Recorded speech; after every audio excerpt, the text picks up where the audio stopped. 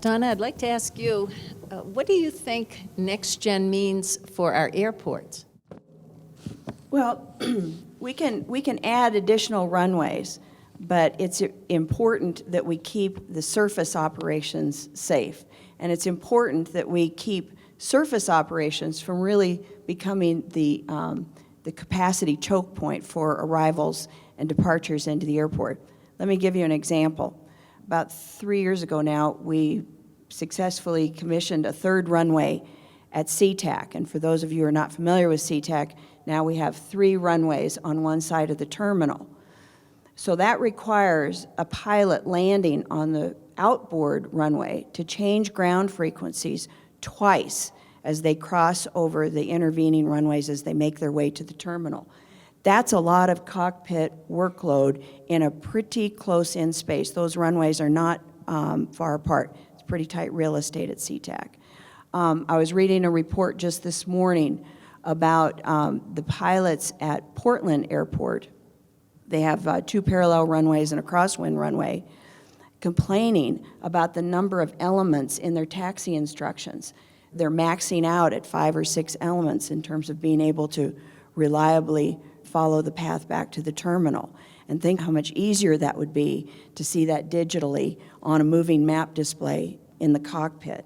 There's another thing that we actually don't talk about that much when we're all excited about NextGen, and that's asking ourselves the question about whether or not the status quo is even viable.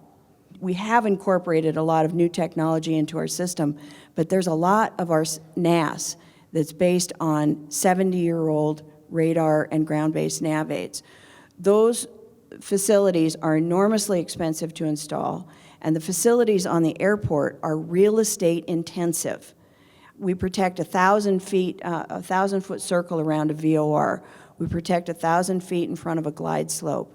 And those radio signals are very vulnerable to disturbance just from the aircraft that are moving around the airport. Going back to SeaTac, we have a Cat 3 approach to the inboard runway, and pilots do not fly a coupled approach to that runway because any aircraft taxiing in the vicinity of that glide slope will cause a perturbation in the glide slope signal, so they hand fly that approach.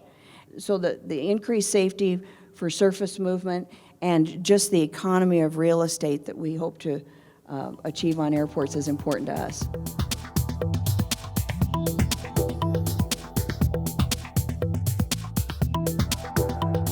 Aero-TV is brought to you by...